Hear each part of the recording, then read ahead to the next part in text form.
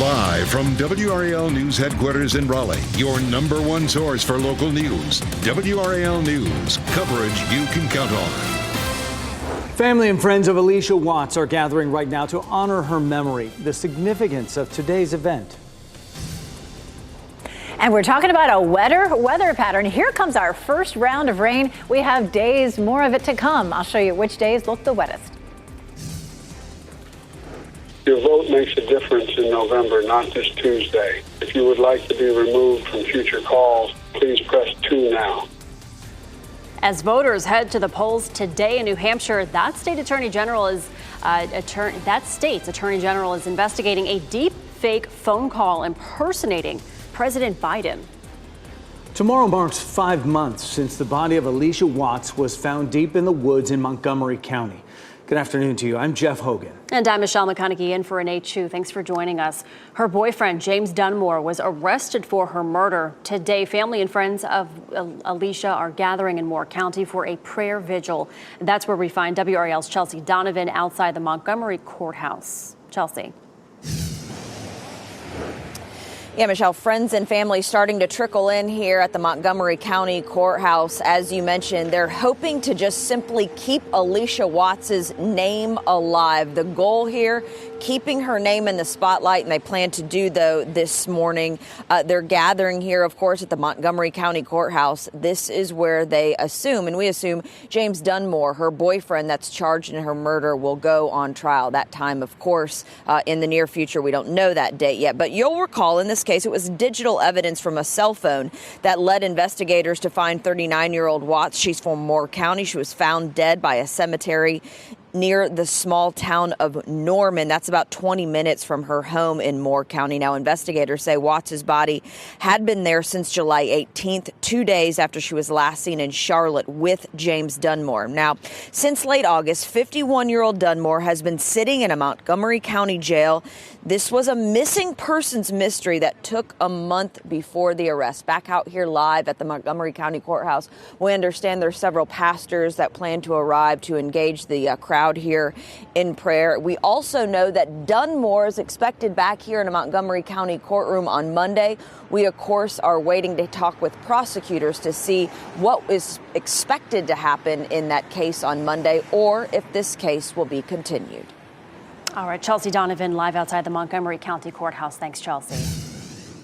And Smithfield police are looking for this man, 20-year-old Marquise McCain. Officers say he shot and killed someone at the Johnson County Apartments complex on K Drive. The victim's name has not been released. Police say McCain should be considered armed and dangerous. Gray skies are here to stay for the rest of the week. Chances for rain increase along with the temperatures. And Elizabeth Gardner is in the WRAL Severe Weather Center right now with a look at that warmer, wetter pattern, Elizabeth. We're starting with dual Doppler 5000 radar. We've seen some light showers back in some of our western counties. We saw this developing earlier this morning back across parts of the Piedmont. The air mass sitting over us right now is very dry. You've probably felt it on your skin. We had that Arctic blast with us the last few days. So this is going to have to overcome a lot of dry air. So we're taking a look at where that rain is showing up right now. You can see that band pushing over Apex. You can see it in Chapel Hill and in Durham. But what is likely happening is the radar beam is looking up into the cloud, and a lot of that is actually evaporating before it reaches the ground. So we see it here on the radar, but we may not see it on the ground. We'll head up to the north around Roxborough. We've had a little bit of patchy rain there and moving up toward Mecklenburg County, Virginia. But this is very light, and that's the way it's likely to be. Now we take a look at Apex, and it does look like that maybe a little bit of that rain is reaching the ground. It looks like we can see a few raindrops there, and it looks like the street there is a little bit damp. So it looks like, at least in spots, that rain has overcome the dry air. We'll continue to see it through lunchtime. It'll push on into the eastern part of the viewing area, and by about 3 or 4 o'clock, it's tapered off. It shouldn't be still falling during the evening commute, but there might still be some damp streets. So from now all the way until around 4 o'clock, expect some scattered showers, and then that chance of rain decreases. Our temperatures are going up. It's already 51 degrees in the Triangle, 55 in Clinton, 52 in Rocky Mount. We're seeing our flow coming out of the south. It's going to continue to bump up those temperatures. We're looking at 5 to 10 degrees warmer than it was this time yesterday. Temperatures will hold in the 40s through the evening, and we'll talk about how much warmer the temperatures will be for the rest of the week in just a bit. City leaders want you and your family to feel safer when you visit downtown Raleigh. Right now, they're meeting to get an update on efforts to make that happen. WRAL's Kelsey Coffey explains the city's actions after an uptick in crime downtown. The meeting is happening right now, and we've been telling you about this. You may have experienced this or seen this for yourself, but crime in downtown Raleigh is up. We're in Glenwood South right now, and this is an area where we've seen an uptick in crime. City leaders are meeting to get an update today. A look at how the city's recent efforts to stop crime downtown are working. WRAL's data trackers dug into crime trends last year. They tracked crime in the area between the Warehouse District and Moore Square. Between January and August, Raleigh police reported 216 assaults in that area alone. Since we've seen this uptick in crime, the city has upped security. Last month, armed security was placed around the Go Raleigh station near Moore Square. They patrol every day from 4 a.m. till midnight. Today, city leaders are also talking about new strategies, new ways to prevent crime downtown. We'll stay on top of this and keep you updated once that meeting ends. Kelsey Coffey, WRAL News in Raleigh. And going to a high school basketball game in Wake County might soon require a clear bag instead of a purse. A Wake County School Board Committee is planning to discuss the policy change proposal today. It would be for all spectator events. That means plays and concerts as well. Millbrook High School started requiring clear bags and made several other changes after a student was found with a loaded gun in his jacket at a basketball game. The board is considering some exceptions for things like medical devices. You can find out more about the proposal on the education section of WRAL.com. We'll also be following the meeting happening this afternoon. And Durham leaders are looking for your thoughts on how the city's upcoming budget should be prioritized. A community conversation on the budget is planned tonight from 6 to 8. It's happening at the Durham Armory on Foster Street. This will be the third in a series of 3 in-person forums. There will also be a virtual meeting January 30th. It's voting day in New Hampshire. Former South Carolina governor and U.S. Ambassador Nikki Haley is hoping to pull out a surprise win. But polls show former President Trump with a big lead, one that will be tough to overcome. NBC's Bree Jackson is in New Hampshire with details on that and a robocall mystery. The first few ballots this morning officially tallied in New Hampshire. Tiny Dixville notch overnight with 6 voters unanimously backing former UN Ambassador Nikki Haley in a race now down to 2 candidates. Former President Trump hoping for a show of GOP force alongside former primary rivals Tim Scott, Doug Burgum, and Vivek Ramaswamy. Ron DeSantis not on stage, but he has an open invitation, according to a Trump campaign official, after DeSantis dropped out of the race Sunday and endorsed the former president, who's already looking ahead to the general election. You're going to put Crooked Joe and his protectors on notice that we are coming in November. New polling shows him leading Haley by 19 points here. So what does a good night look like? I don't know. You know what? I like wins. You know, I don't like when people say, you're up by 4,762 points. And then if you win by 4,700, they say it's a gross failure. For Haley today, pressure to prove she can stop or slow Mr. Trump's march to the GOP nomination in the one-on-one race her campaign has wanted. Haley making the case this is not a coronation with NBC's Ali Vitale. Why should we assume, this time we have to have Biden and Trump? That's not fair to the American people. More people deserve to be able to vote. And I'm going to give them that option. Haley's campaigning with New Hampshire's popular Republican Governor Chris Sununu. To do well in this state, she'll have to win independents like Gary and Brenda Goodrow, both turned off by Mr. Trump. But Gary plans to vote for Chris Christie instead. I realize people tell me I'm wasting my vote, but I have to look at myself in the mirror. Brenda will write in President Biden's name. But new this morning, fallout over a robocall pretending to be from President Biden, urging people not to vote today. What a bunch of malarkey. That sounds like Joe Biden, but it's not, with the state's attorney general saying it appears to be artificially generated, calling it an attempt to suppress New Hampshire voters. That was Bree Jackson reporting. President Biden's name does not appear on the ballot today because Democrats moved to make South Carolina their first sanctioned primary state.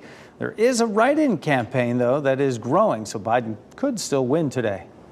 The Defense Department has identified 2 Navy SEALs who were declared dead after being lost at sea during a nighttime raid near Somalia. The commander of Special Warfare Group 1 described Christopher Chambers and Nathan Ingram as exceptional warriors cherished teammates and dear friends. The two SEALs were part of an operation on January 11th that was attempting to seize a vessel illegally transporting advanced lethal aid from Iran to resupply Houthi forces in Yemen.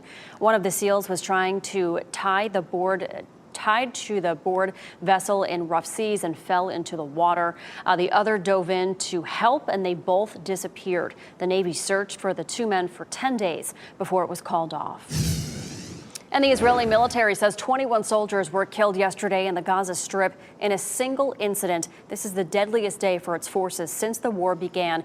Israel has ordered civilians to evacuate from the area around the Al Nasser hospital, which is the last major functioning hospital in Gaza. The World Health Organization has expressed concern about the fighting near hospitals.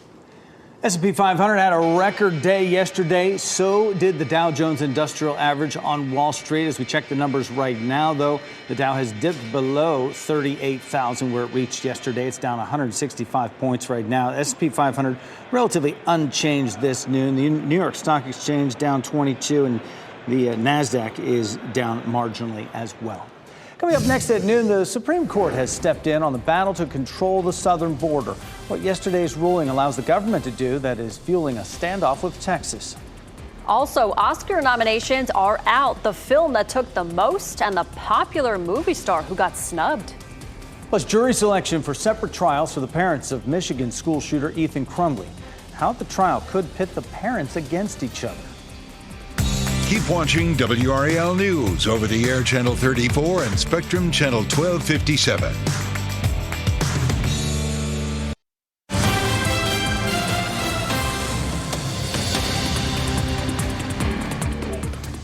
Happening now in the WRAL Live Center, the town of Apex and the Apex Towns Council plans to honor the memory of two women shot and killed in an Apex neighborhood last week. A candlelight vigil is set for January 29th, which is Monday. Also, the town council tonight will honor both. Mayor Jock Gilbert says the town council will honor Nancy Taylor and Gabrielle Raymond tonight with a moment of silence at the beginning of tonight's town council meeting. Monday's Supreme Court ruling will allow President Biden's federal border patrol agents to cut razor wire along the Rio Grande River installed by the state of Texas. Dana Marie McNichol reports the ruling escalates a political battle between Texas Governor Abbott and the Biden administration over how to stop the flow of illegal migrant crossings, which are at an all-time high. A Supreme Court ruling is giving the federal government more flexibility here at the southern border. The justices ruling Monday that Border Patrol can cut and remove about 30 miles of razor wire installed along the Rio Grande by the state of Texas, escalating a political battle between President Biden and Texas Governor Greg Abbott. The decision immediately condemned by most Republican lawmakers who say physical barriers are the best way to stop the flow of illegal migrant crossings. We need to let Greg Abbott do his job, which is to put up the razor wire. I stand with Texas. We've got to secure this border. And with those crossings at an all-time high, the Biden administration is putting a greater focus on border security, claiming the president wants to do more, but it's up to Congress to appropriate funding. At the same time, the White House is also pushing for big changes to the immigration system. He's asking for more resources, and he wants to see additional resources, but also changes to policy to address what we've been seeing at the border. Lawmakers on both sides of the aisle say they're close to a deal on a new bill that would include significant funds for border security, but it would also increase the number of migrants allowed to cross legally, a sticking point for some Republicans. I'm not for just having 1.8 million people come across the border. I think there are national security problems with that. That was Dana Marie McNichol reporting. A federal appeals court has ruled that Mexico can sue a group of U.S. gun manufacturers and a distributor. The claims made by the country are statutorily exempt from a law that typically protects the companies from liability. Mexico filed a lawsuit in August of 2021 alleging the defendants, among them brands including Smith & Wesson, Colt and Glock, design, market, distribute, and sell guns in ways that arm Mexican drug cartels. As Hawaii tries to rebuild after last year's deadly wildfires in Maui, Hawaii's governor wants to charge tourists for visiting the island. Governor Josh Green is bringing back efforts to enact a climate impact fee, which would focus on reducing the state's reliance on fossil fuels. This proposal would charge visitors $25 if they stay at a short-term rental or an island hotel. Lawmakers in Hawaii also brought back the so-called green fee. Now, if the bill passes, visitors would be charged $50 to offset environmental impacts of tourism. We're trying to raise revenues, and we're also trying to curb the sheer number of people that travel to Hawaii. So when people say, maybe 1% fewer people will come because they hear there's a new fee, that's okay. I'd rather have longer stays where people really invest in a robust vacation. And the governor says that impact fee has the ability to produce more than $68 million a year. Awards season is in full swing in Hollywood, and the march to the Academy Awards is underway with nominations announced this morning for the 96th annual event. Mark Barger has highlights on how some of the major films fared. Welcome to one of the most exciting days of the year. It was especially exciting for Oppenheimer, as that film led the way at this morning's Academy Award nominations with 13, including Best Picture, Best Director for Christopher Nolan, Best Actor for Cillian Murphy, and supporting bids for Emily Blunt and Robert Downey Jr. Do you guys ever think about dying? Barbie is also in the Best Picture hunt, 8 nominations overall, including supporting nods for America Ferrera and Ryan Gosling. But Margot Robbie missed out in the Best Actress category, as did Greta Gerwig for Best Director. Money flows freely here now. I do love that money, sir. Killers of the Flower Moon earned 10 nominations, including Best Picture and Best Director for Martin Scorsese. Lily Gladstone's Best Actress nod is the first for a Native American, but her co-star Leonardo DiCaprio missed out on a Best Actor bid. And your sad face makes me discover angry feelings for you. Emma Stone's performance in Poor Things gives her a shot at her second Best Actress win. Co-star Mark Ruffalo is also up for Best Supporting Actor, and the film for Best Picture. Bingo. No bingo, Ned. These books have nothing to do with African American studies. American Fiction is among the other Best Picture contenders, as well as The Holdovers, the biopic Maestro, Past Lives, Anatomy of a Fall, and The Zone of Interest. The Oscar winners will be revealed March 10th. Mark Barger, NBC News. So Barbie, but no Barbie. I know. Well, America Ferrera got a bid, got a nod for supporting actress. Ryan Gosling. Nothing for Ryan Gosling, nothing for Margot Robbie. Ryan Gosling's in it. He's listed. Yeah. Oh, he is? Yeah. Okay, good. So yeah. Margot Robbie's the only one, and Greta Gerwig, the director. So, all right, we'll have to see. March 10th. The Oscar goes to Elizabeth Gardner. WRAL Severe Weather Center. Yes, there is a lot of drama in the next 7 days, that is for sure. Starting off, just a little bit lightly, and then we get into the rest of the week, and we see temperatures near record highs and days of rain and clouds, and right out of Hollywood. All right, let's zoom in here and talk about some of this rain moving in. Now, you can see some showers over Durham, but I'm going to pull up the camera in Durham next, and you can see it doesn't necessarily look like the rain is reaching the ground there, but we did at the beginning of the newscast take a look at Apex, where it looked like there was rain moving through, and it is a little damp there. So some of this rain reaching the ground, it's going to be very, very light. It's going to be on and off all the way through, say, 3 or 4 o'clock this afternoon, but very light amounts. Not everybody's going to see it, but it is moving through the triangle. This is a look at Durham. I think I'm going to try to pull this up every day at noon. I love it. These guys are always out there on the lawn at the DPAC playing soccer, but you look at the sidewalk there, and it does not look like it's wet. Doesn't look like any of that rain in that vicinity is reaching the ground. 51 is our current temperature at RDU. Our dew point's at 25, so that's still a very dry air mass. If that temperature were closer to 50, then we would see things really moistening up, but we've got a long way to go there.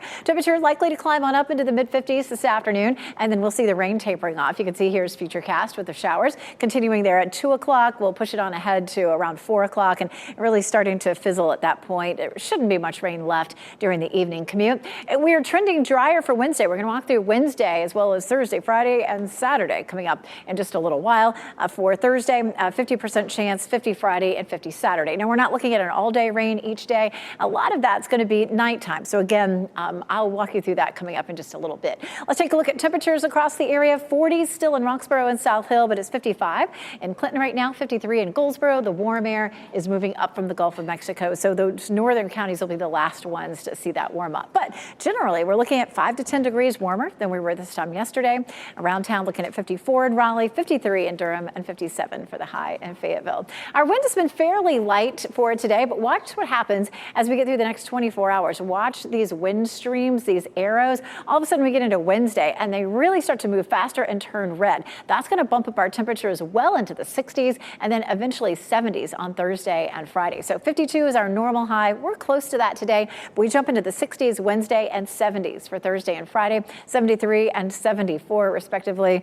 The record highs are in the upper 70s, so we'll be 4 or 5 degrees from records on Thursday and Friday. And we typically do see 1 or 2 days in the 70s in January. The record was 10 back in 2005, and we're not likely to hit that. We typically see those warmer temperatures in the 70s by April 15th, but for the next couple of months or so, our normal highs are still in the 50s. We'll take a look at that 7-day forecast. So unusually warm Thursday and Friday. Temperatures will drop a bit over the weekend, and then we're back to normal on Monday with some sunshine and a high in the low 50s. Again, coming up, we're going to walk through the end of the week and the weekend, and I'll show you when it looks wettest.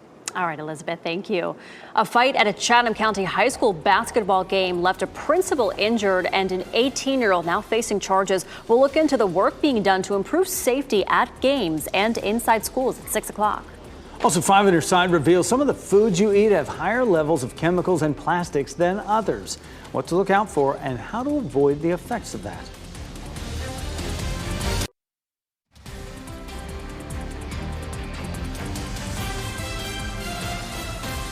Welcome back. On your Tuesday afternoon, you were taking a live look at a cloudy Lake Gaston. You're watching WRAL News, available on Hulu and the WRAL app on your TV or streaming device. The FAA is calling for checks of door plugs on other models of Boeing 737 planes. The 737-900 is older than the MAX 9, but uses the same door plug design.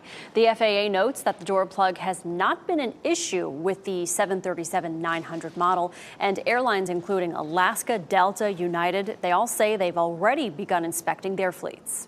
Federal Trade Commission has banned TurboTax from advertising that its services are free. The agency had sued the tax filing software's owner, Intuit, over deceptive advertising. The FTC alleged that most tax filers didn't actually qualify to use the free services being advertised. The commission banned TurboTax from advertising free services unless it was free for all of its customers. Intuit is appealing the decision to a federal court. The U.S. Postal Service has introduced its new electric vehicles. 50 of the EV delivery vans and 100 chargers rolled out yesterday. It's part of a broader $40 billion plan to transform the post office while cutting its carbon footprint. Eventually, the post office plans to have at least 66,000 electric vans and tens of thousands of chargers. Crypto crimes went down last year, but studies reveal criminals might be changing their tactics. Online crimes came to a peak in 2022, but fell dramatically in 2023. Experts are warning that crypto criminals may be upping their game for 2024 by switching to romance scams. That's when the scammers build a relationship with a vulnerable target to trick them into sending their money. And the latest Apple software update includes new security measures. The company says the iOS 17.3 will require users to scan their face or fingerprint when accessing private information like saved passwords or even applying for an Apple Card. The company is also adding a waiting period while updating an Apple ID password or iPhone passcode. Users will need to use one of the biometric scans before and after an hour wait to update the passwords. Panera is making sure its charged lemonade drink is out of the reach of some customers following lawsuits. The chain is moving its highly caffeinated drink from the self-serve fountains to behind the counter at some locations. This comes after several lawsuits filed against Panera allege the charged lemonade drink caused health problems, even death. Some locations are putting up signs warning customers about the drink's caffeine content. Jury selection is underway for one of the parents of a Michigan teenager convicted of a deadly shooting. Why attorneys for Ethan Crumley now say they plan to appeal that conviction. And the number of deaths from fake drugs has skyrocketed since 2019. How some agencies hope to a new smartphone app could help detect the dangerous drugs ahead of time. And as we head to break, here's your winning lottery numbers. Good luck.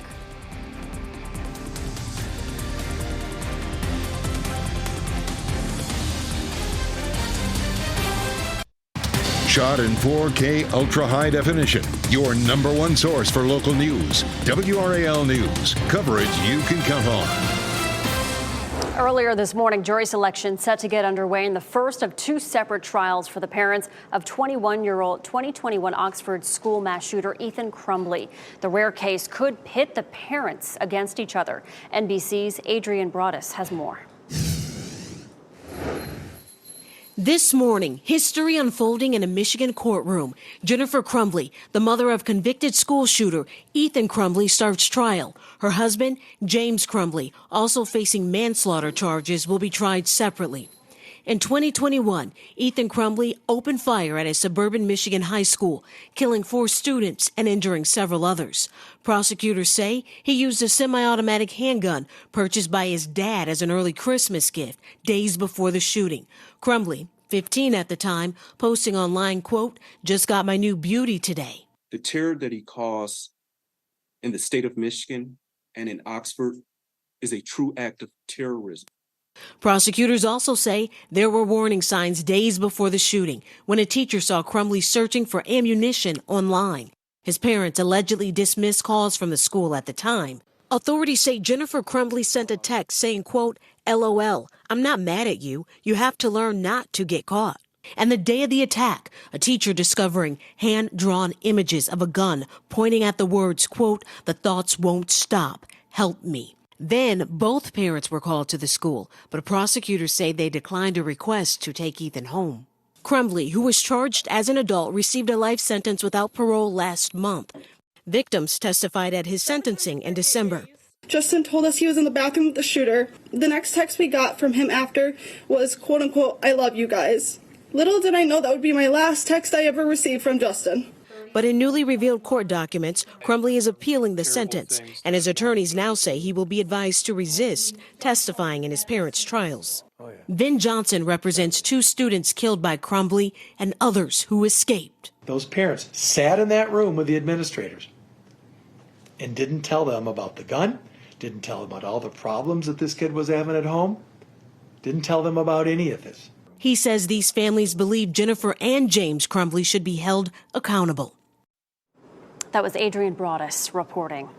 Well, jury selection in the trial of 2 men charged with the murder of Run DMC's Jam Master Jay begins today. Ronald Washington and Carl Jordan are charged with shooting the hip-hop pioneer whose real name was Jason Mizell. It happened in 2002 at his recording studio in New York. For years, his death lingered as a cold case, with witnesses reluctant to speak up. A third person, Jay Bryant, was also charged in the murder. He will be tried separately. Opening statements scheduled for January 29th.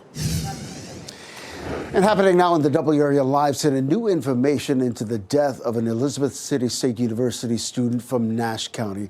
Take a look at brand new video into our newsroom. Police say the body of 19-year-old Mariah Smith was found in the trunk of a car parked outside this business. Police say that car belongs to Jordan Smith, who is now charged with murder and is in the Chowan County Jail without bond. Police say a tow truck driver discovered that body after towing that car away from that private parking lot. Investigators believe Smith was murdered in a different location based on evidence found at the residence where Thomas lived. We'll continue to follow this investigation and keep you updated. The man who stole the iconic ruby slippers Judy Garland wore in The Wizard of Oz says an old mob boss asked him to do it. Terry Martin is scheduled, to be sentenced next week. He stole the shoes from the Judy Garland Museum in Minnesota back in 2005. They were recovered by the FBI after a sting operation in 2018. Martin told authorities he wanted to make, quote, one last score after the mob associate asked him to swipe the slippers. Due to his declining health, prosecutors have agreed not to recommend any jail time. Counterfeit drugs are killing Americans, and some companies are turning to technology for help, specifically artificial intelligence. Jake Karalexis takes a look. When you can identify every item irrefutably, you can make sure that counterfeit items don't come in. Alithion's CEO Roy Gonzarski demonstrates how this smartphone app and stand can validate over-the-counter drugs by taking a picture of the packaging and verifying the pharmaceutical company that produced them. So every pill, every bottle, whatever it is that they want to protect, everyone that goes by, a camera simply automatically takes a picture of every one of them. In that instance, a digital fingerprint, or what we call a feature print, is created and stored. Right now, we're testing medicine you could find in a pharmacy. But Gonzarski says the app can also identify fake pills laced with fentanyl. It might be counterfeit fentanyl. It might be actual other medicine laced with fentanyl. The ability for us to identify every item as a unique item that came from the original manufacturer means that you cannot get away with tampering. The latest data from the DEA says they seized almost 60 million fentanyl-laced fake pills in 2022. We're just trying to keep a lid on it. It's so prevalent wherever we go. Fentanyl is obviously the drug of choice right now. Baines says they have a strong method for identifying fentanyl, but also thinks artificial intelligence could help the cause. That technology would be extremely important for us to have something like that we could actually, use our smartphones and pull something up immediately to see what's going on. And that was Jake Alexis reporting. The most recent data from the CDC says the number of overdose deaths from counterfeit prescription drugs more than doubled from the middle of 2019 through the end of 2021. Happening now in the WRAL Live Center, a traffic alert along Capitol Boulevard and Harris Road. Let's give you some perspective, courtesy of the Google Maps here, to show you where we're talking about. We're told this crash involves 5 vehicles and it's closed all but one lane along North Capitol Boulevard at Harris Road. And to give you some perspective, this is the Harris Theater right here. The Richland Creek Elementary School is right here. But again, this is happening on Capitol Boulevard at Harris Road. This crash is causing significant amount of delays. We'll keep tracking it and keep you updated here in the WRAL Live Center. Meantime, just ahead, it is one of the most commonly performed surgeries, knee replacements. And new technology could make future surgeries easier. We'll tell you how.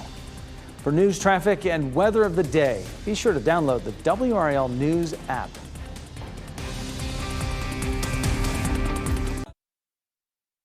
Each year, doctors perform more than 1 million knee surgeries on people around the world. In the U.S. alone, the need for knee replacements is projected to grow by 673%. Knee replacement surgery often is done to relieve severe pain from wear and tear and arthritis. One orthopedic surgeon says the Mayo Clinic is at the forefront of total knee replacement innovation. They're developing advanced tools and delivering precision robotic surgery for people. In certain systems, it allows us with a CT scan to better identify the patient's anatomy and to plan the patient's surgery in real time before we get into the operating room.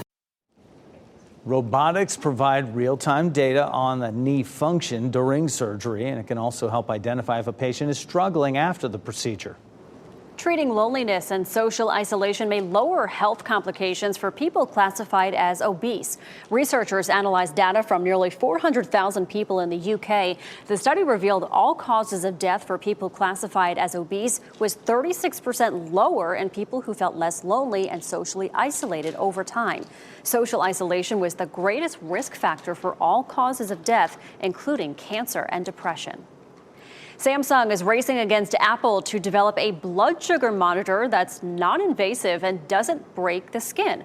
Bloomberg reports the work is part of broader efforts to include health features in a range of devices, including the Galaxy Ring that Samsung unveiled last week. The company aims to eventually give consumers a more complete assessment of their well-being through sensors on different parts of the body and around their home. Rectifying injustices of the past, the historic significance of an art restoration project at UNC Chapel Hill's Art Museum. And exciting news from Netflix. The streaming service is jumping into live entertainment, the exclusive rights the company landed, and how long the deal will run.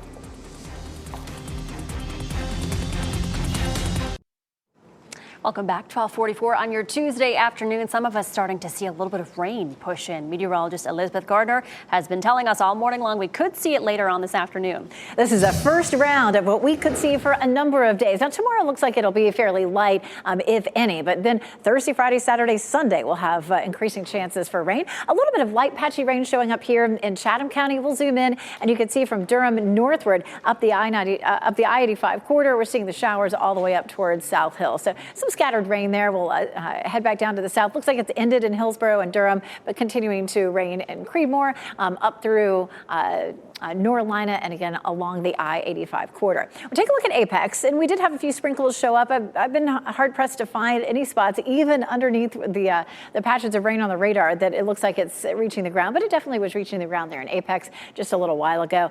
It's not falling there now. So light patchy rain for us up until around 3 or 4 o'clock this afternoon. Our temperatures are on the mild side, 55 in Clinton now, 54 Goldsboro, still 40s around Roxborough and South Hill. But our temperatures will continue to climb into the 50s and then only drop back into the 40s overnight tonight. Look at the big picture. We have thunderstorms across parts of Texas, a lot of rain up the Mississippi Valley, and some wintry precipitation from Chicago over to New York. A little bit of wintry mix possible over in the mountains. We're showing that's showing up on radar. I think most of that is over at that point. That was just at the beginning of the loop. But we've definitely seen the Gulf moisture start to move up the Mississippi Valley and into the eastern part of the country, including us. So again, looking at this scattered light rain, looks like it's over by the time we get to the evening commute. And then it's pretty dry overnight. Will likely stay cloudy. This is 7 a.m. tomorrow. There might be a few holes in the clouds and spots during the day tomorrow. There's lunchtime. We push it on out to 5 o'clock, and just a couple of tiny little green spots showing up, but really nothing that looks consequential at all. Now we get to tomorrow at 5 o'clock, and we're seeing some rain back into the mountains. That comes swinging in potentially by late on Thursday. You can see that chance of rain increases. We may see some heavier rain around 7 a.m. on Friday morning up until around lunchtime, and then a little bit of a break in the afternoon, and another round of some heavier rain possibly late Friday into early Saturday, and another round late Saturday into Sunday. So a lot of this is looking like evening time, and it seems like a lot of periods of rain, but a lot of those periods are going to be fairly light. So we're looking at an inch to an inch and a half to maybe up to 2 inches, especially in some of our southern counties. Of course, we have the warm temperatures to go along with it. 67 for tomorrow, 73 Thursday, 74 on Friday. And then finally, as the rain begins to taper off Sunday, we see temperatures falling back into the 50s for Monday under mostly sunny skies. But we do have a lot of periods of rain. Typically with a pattern like this, the timing can shift a little bit. So keep checking in, especially if you have a certain time that you need to be outside in the next few days.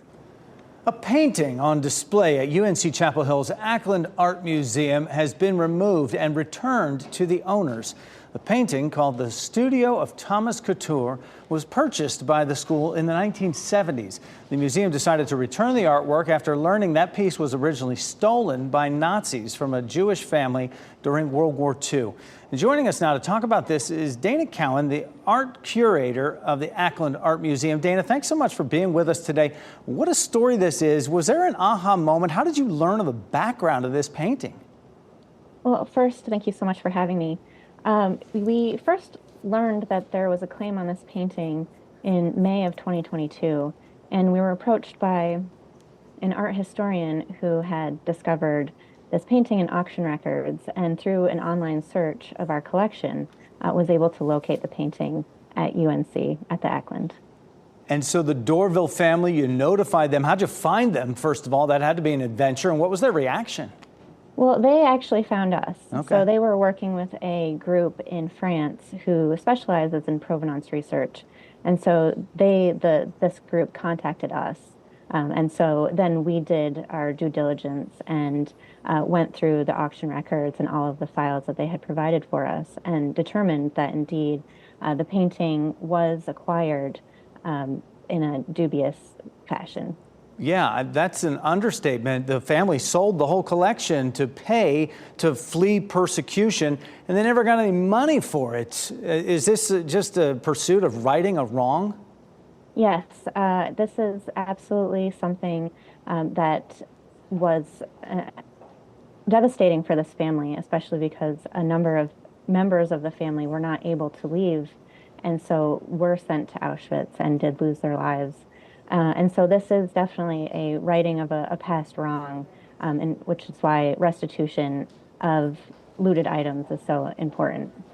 The artist died in 1941. It's been at UNC for 50 years. Can you describe the impact it has had on students being on campus there for that long? Sure. The painting itself has been in several exhibitions. It has been published on a number of occasions. Students have used the work to understand what it's like to paint in a 19th century French studio. It's an important painting art historically because Thomas Couture, the studio of which is depicted, he was an important French artist in the 19th century and had many students over a long period of time. And one of those students was Edward Manet. And Manet, of course, is one of the best well-known artists of the 19th century. And so this painting, many art historians try to determine if Manet is actually depicted in this painting. So it is an important work. Yeah, it's a picture of students learning as someone is posing, and they're having doing an art class right there. It's pretty telling right there what those folks have been through and what the students could learn from it. Dana Cowan, art curator at Ackland Art Museum at UNC. Thank you so much for your time and sharing this story. Thank you so much. Actress Margot Robbie brought Barbie to life, and now you can own a book of never-before-seen looks that she recreated when the lookbook will be available to the public. And here's a look at your winning Powerball numbers. Good luck.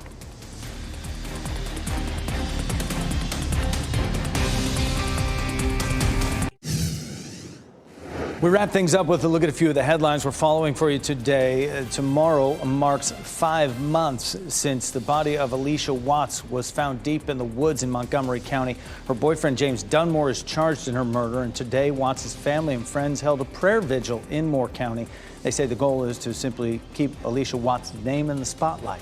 Smithfield police are looking for this man, 20-year-old Marquise McCain. Officers say he shot and killed someone at the Johnson Court Apartments complex on K Drive. The victim's name has not been released. Police say McCain should be considered armed and dangerous.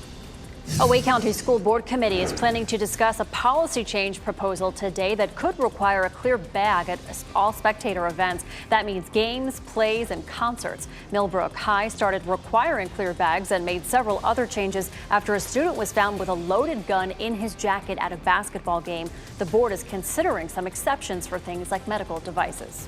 An Alamance County school removed the bathroom mirrors after students were caught making TikTok videos during class time.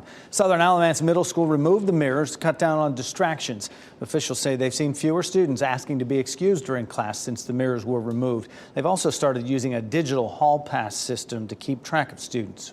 Starting next year, Netflix will begin streaming WWE Raw. The 10-year deal between Netflix and TKO Group Holdings, which is the parent company of WWE, is valued at more than $5 billion. Netflix has made a few attempts at live programming, but has never struck a long-term sports right deal before this. In a separate announcement, TKO announced that former wrestling superstar Dwayne "The Rock" Johnson will join its board of directors. Our pet of the day is a snuggly beagle mix who was taken to Tri-Beagle Rescue when her owner had to move out of the country. Nyla has a unique look and gorgeous eyes there, one blue, one brown, you see. She enjoys hanging out in the backyard and running races with her beagle buddies. After her outdoor adventures, Nyla enjoys setting in for a good nap. She is good with other dogs, but would also be okay as an only pet. She's great with kids, even house trained. To learn more about adopting Nyla, visit trybeagles.org. A sweet girl. Yeah. All right, NBC News Daily is coming up next on WRAL, your next local news update in 30 minutes. You can get breaking news updates anytime with our WRAL News app. Have a great day.